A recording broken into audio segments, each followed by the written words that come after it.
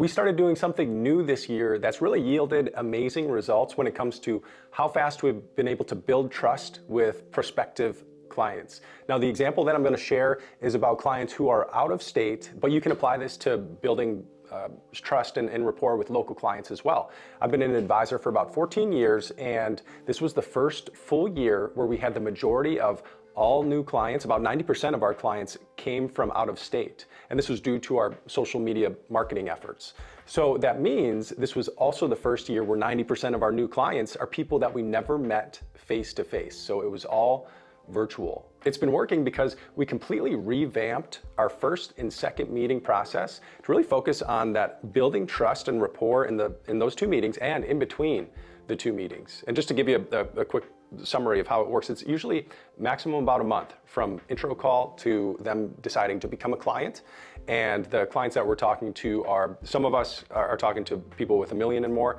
Many of the clients are between 2 and 10 million is what they have saved or assets that we start to manage. So it's really quite a magical thing that we've been doing this year. So I want to share one of these things, one of the things that's working with you. But even after the trust was built in these two meetings and after they became clients, there's still something different about not meeting people face to face. And you probably know what I mean, especially for the 60 plus crowd. For people who are 55 plus, they really value, and most humans value, that face to face connection. So because of that, we added a travel expense to our budget this year to go see some of our new clients and then even firm up that trust even more.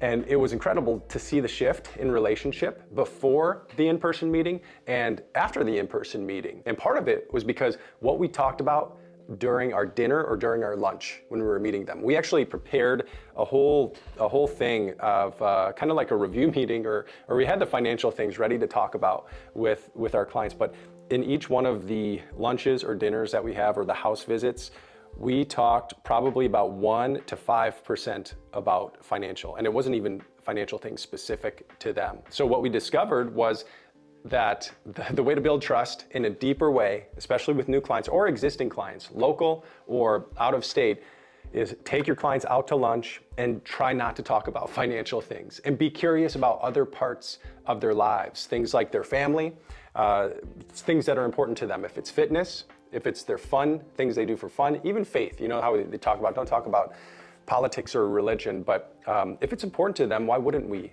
talk about it? Be genuinely curious about them and really just want to get to know them on a deeper level, because focusing on social things, it's actually going to benefit the professional relationship so much more as well, because that trust is going to be so much deeper. And we've noticed our conversations with clients following that trip, that the recommendations that we're making are much easier. The communication and the implementation for those clients is just so much easier, and all around it's just a much better relationship. So if you're an advisor looking to cross that trust threshold, number one, like and subscribe to this channel if that was helpful. But then number two, think about having them go out to lunch with you or to dinner, and then seeing if you can not spend a lot of time talking about financial things. Ask questions, be curious about them, ask about other parts of their life, and get to know them on a deeper level.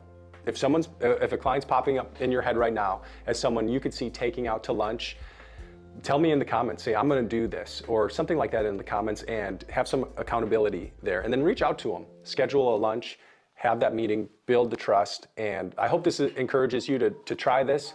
And if you've been doing it already, let me know how it's been going too in the comments. We'd love to hear from you, and then I'll see you in the next video.